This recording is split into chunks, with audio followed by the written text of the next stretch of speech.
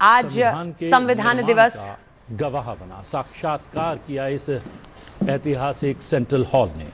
उसी सभी central hall में सांसद वहां पर मौजूद हैं। दिवस का वृहद कार्यक्रम आयोजित किया जा रहा है। संविधान दिवस 2014 में मोदी सरकार बनती है, उसके बाद ही ये शुरू किया जाता है। 2015 का वो साल जब संविधान दिवस मनाने की घोषणा की गई, ताकि उन लोगों को सम्मान दिया जा सके जिन्होंने देश के लिए संविधान को गढ़ा, बनाया। ये देखिए अंबेडकर जी की तस्वीर आप देख रहे हैं। सेंट्रल हॉल में तमाम उन लोगों की तस्वीरें लगी हैं जो उस पूरी की पूरी मीटिंग का हिस्सा थे या वो उस पूरे कमेटी का हिस्सा थे जिन्होंने संविधान को बनाने में मदद की। कैसे महिलाओं को उनके हक हकूक मिले, कैसे उस वक्त जब पार्टीशन हुआ तो जो माइनॉरिटी यहाँ पर आया रह गया उसको उसके हक दिए जाएं, किसी के भी हक उससे न छीने जाएं। ये देखिए संविधान की जो पहली आप तस्वीर जब आप ओपन करेंगे तो पहला जो पेज होता है वो आपके सामने प्रधानमंत्री नरेंद्र मोदी का काफिला पहुंच चुका है। 26 जनवरी को 26 नवंबर माफ कीजिएगा, 26 नवंबर को भारत में संविधान दिवस ये मनाया जाता है। 1949 में भारत की संविधान सभा ने भारतीय संविधान को अपनाया था। महत्व, कैसे भारत के संविधान निर्माताओं को यह सम्मान देने के लिए आज का दिन, साथ ही डॉक्टर भीमराव अंबेडकर, उनका योगदान कोई नहीं भूल सकता संविधान को बनाने में। कैसे जो उनका पढ़ाई वाला तजुर्बा था, जो उन्होंने चीज़ों को सामने रखा। ये देखिए राष्ट्रपति पहुंच रही हैं, महामहिम राष्ट्रपति द्रौपदी मुर्मू।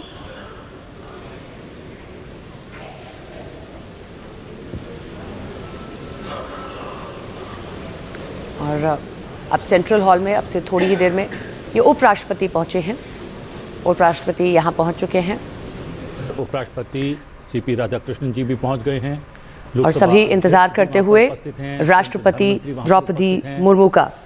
यतेंद्र शर्मा हमारे साथ, हमारे सहयोगी जुड़ गए हैं, उनका रुख करते हैं। यतेंद्र, 2015 में ये तय किया गया कि ये दिन मनाया जाए ताकि सभी संविधान निर्माताओं को सम्मान दिया जाए। आज सेंट्रल हॉल में सभी मौजूद हैं, क्या कुछ और आप जानकारी साझा करेंगे?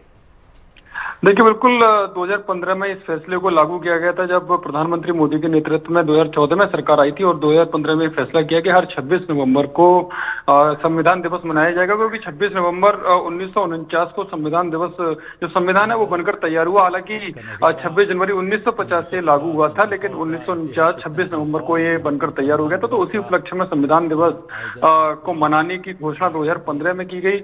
हालांकि इसको लेकर तंज भी कसा जाता है कि संविधान की दुहाई देते हैं वो संविधान दिवस तक मनाने नहीं आते हैं। पिछली बार भी अगर विपक्ष के नेता की बात करें तो राहुल गांधी नहीं आए और अभी भी सभी की नजरें उस पर हैं कि राहुल गांधी इस बार संविधान दिवस पर भाग अभी तस्वीर में दिखाई दी है यतेंद्र, अभी दिखाई दी है। मैं वही बता रहा हूँ, पहले सभी की नजरें इसी पर लगी हुई थी कि राहुल गांधी आते कि नहीं आते। पिछली बार वो नहीं आए थे और अभी सीजीआई की शपथ ग्रहण समारोह हुआ था, उसमें भी राहुल गांधी चाणक्य जो मॉल है वहां पर एक लंच करते हुए नजर आए, लेकिन सीजीआई की शपथ पर नजर नहीं आए। तो नजरें थी, लेकिन इस बार राहुल गांधी आ गए हैं और अभी कुछ देर पहले ही राष्ट्रपति और उपराष्ट्रपति भी पहुंचे और कुछ समय के बाद औपचारिक तौर पर संविधान दिवस मनाने की शुरुआत होगी।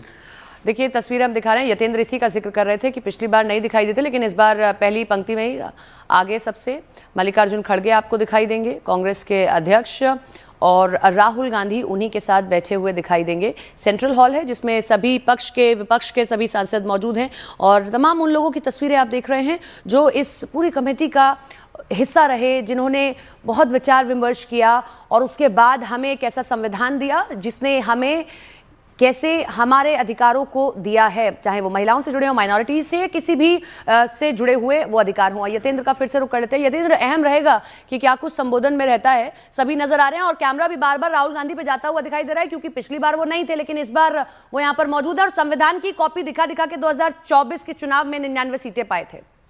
देखिए बिल्कुल राहुल गांधी पर तो सभी की निगाहें पहले से थी, हालांकि वो इस बार आ गए क्योंकि अभी जो सीजीआई का शपथ ग्रहण समारोह हुआ था उसमें भी वो उन्होंने उसका बहिष्कार किया, जबकि वो संविधान की दुहाई देते हुए सबसे आगे रहने वाले नेताओं में से एक है। लेकिन जब संविधान के रक्षक यानी कि सीजेआई को संविधान का जो रक्षक माना जाता है, उनके ही शपथ ग्रहण समारोह में शामिल ना होकर उन्होंने सभी को चौंका दिया। हालांकि पिछले साल भी जो संविधान दिवस हुआ था उसमें भी वो शामिल नहीं हुए थे, और अब क्योंकि वो आ गए हैं तो बिल्कुल सबकी उत्सुकता इसको लेकर बनी हुई थी। हालांकि फिलहाल अब कुछ देर में औपचारिक तौर पर संविधान दिवस भारत बनाएगा, क्योंकि भारत का संविधान दुनिया का सबसे लंबा लिखित संविधान है, और जो जिसमें सभी धर्मों का सम्मान किया जाता है। राज्य का अपना कोई धर्म नहीं है। हालांकि जब चुनावी राजनीति होती है तो उसमें सब कुछ शामिल होता है, एक दूसरे के ऊपर आरोप प्रत्यारोप होते हैं। लेकिन ऐसे में जब संविधान दिवस मनाया जा रहा है तो प्रधानमंत्री नरेंद्र मोदी और जो राष्ट्रपति हैं उनका जो संबोधन होगा इस दौरान, उस पर सभी की नजरें टिकी रहेंगी कि किस तरह से अपनी बातें सामने रखते हैं देश के सामने। बिल्कुल, और 2014 के बाद ही इस दिन को मनाना शुरू किया गया। प्रधानमंत्री नरेंद्र मोदी के पहले कार्यकाल में ये तय किया गया कि आज के दिन ये संविधान दिवस मनाया जाएगा। लेकिन वाकई एक ऐसा संविधान, देखिए तस्वीर आपके सामने, एक ऐसा संविधान जो हमें न्याय देता है, जो हमें स्वतंत्रता देता है, समानता प्राप्त हमें देता है और बंधुत्व का मार्ग दिखाता है। एक कमेटी बनती है, मीटिंग लगातार की जाती है जिसमें महिला को भी दर्जा दिया जाता है, उनको भी जगह दी जाती है, उनको भी उसका हिस्सा बनाया जाता है। माइनॉरिटी के क्या हक हकूक रहें वो भी उसमें शामिल किया जाता है। बी आर अम्बेडकर उसको लीड करते हैं, वो कैसे बाहर से पढ़कर आते हैं, उसके बाद हर एक जगह उनका पूरा ध्यान रहता है। आर्टिकल्स तैयार किए जाते हैं, क्लॉजेस बनाए जाते हैं और सब पर ध्यान दिया जाता है। जब देश कई चीजों से जूझ रहा था तब यही कमेटी थी जो हर किसी के हक का ध्यान रख रही थी। एक महिला जो घर से बाहर निकलकर काम करने जाना चाहती है, कैसे उसके हक को बचाया जाए। जो माइनॉरिटी के लोग पार्टीशन के बाद भी पाकिस्तान की तरफ नहीं गए, उन्होंने भारत को चुना अपना देश पहला, कैसे उनके हक को भी सामने रखा जाए। और कैसे इस संविधान दिवस को मनाने के लिए जब यहाँ इतने सारे सांसद बैठे हुए हैं, जब चुनाव होता है, एक व्यक्ति लोकल बॉडी से ही उठकर आता है, चुनाव लड़ता है, जनता का चुना हुआ प्रतिनिधि होता है, यहां तक पहुंचता है। यह तस्वीर आ रही है जब राष्ट्रपति पहुंचने का इंतजार किया जा रहा है उनका, उसके बाद ही इस कार्यक्रम को आगे ले जाया जाएगा। यतेंद्र का फिर से रुख करते हैं। यतेंद्र, ये दिवस तो मनाया जा रहा है, लेकिन एक अजीब सी बहस पूरे देश में शुरू हुई है जो विपक्ष की ओर से शुरू की गई है। एसआईआर चल रहा है, विपक्ष लगातार संविधान का ही हवाला देता है। देखिए, संविधान में ही और खासकर डॉक्टर भीमराव अंबेडकर ने संविधान बनाने के बाद एक बहुत महत्वपूर्ण संबोधन दिया था, और एसआईआर को उन्होंने कहा था कि हर 6 महीने से 1 साल के अंदर होना चाहिए। हाँ। और उसी संविधान के अंतर्गत एसआईआर किया जा रहा है। 2003 में भी हुआ। हालांकि अगर देखें अगर टेक्निकली तो चुनाव आयोग हर साल एसआईआर कराता है। हालांकि उसमें ये स्पेशल इंटेंसिव जो रिपोर्ट है, जो विश्लेषण है एसआईआर के माध्यम से, वो गहन परीक्षण है जो वो इस बार स्पेशल है, क्योंकि काफी समय से हुआ नहीं था, पूरे देश में इसकी जरूरत थी।